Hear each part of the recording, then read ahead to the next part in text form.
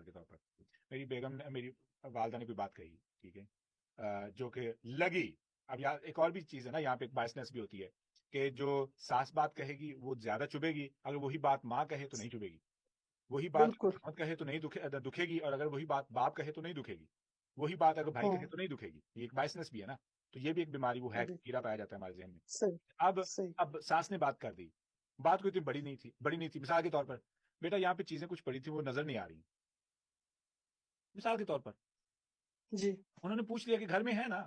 مثال کے طور پر میرے پاس دوست آئے تو میرے موبائل تھا، تو وہ یہ کمپیوٹر تھا میرے خیال میں. تو میں نے انہیں کہا کہ میں کہ یار آپ میرے پاس میرے ساتھ تھے، تو وہ کمپیوٹر وغیرہ یہ سیل فون وغیرہ دیکھا ہو؟ کہنے لگے میں نے نہیں دیکھا. جیسے بات ختم، نہ میں نے شک کیا نہ کچھ. یہی ہونا چاہیے نا کہ آپ ہو جی. سکتا ہے کہ کوئی بندہ صفائی کرتے چیز کو آگے پیچھے کرے تو بتا دے گا کہ میں نے یہ کیا تھا. ایسے ہی انہوں نے اگر پوچھ لیا، اگر ساس نے یہ پوچھ لیا کہ بیٹا یہاں پہ پیسے پڑے ہوئے تھے، اب بہو اس کو ڈرامہ بنا دے گی کہ مجھے پہ شک کیا جائے. اور اگر یہی بات ماں کہتی تو کچھ نہیں ہونا تھا.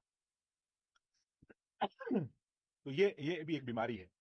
بات ہے نا کہ اب یہی بات وہیں پہ آ گئی کہ میں ساس کے ساتھ جو سلوک میرا ہے وہ میری ماں کے ساتھ وہی سلوک میری ماں کے ساتھ کیسا ہو.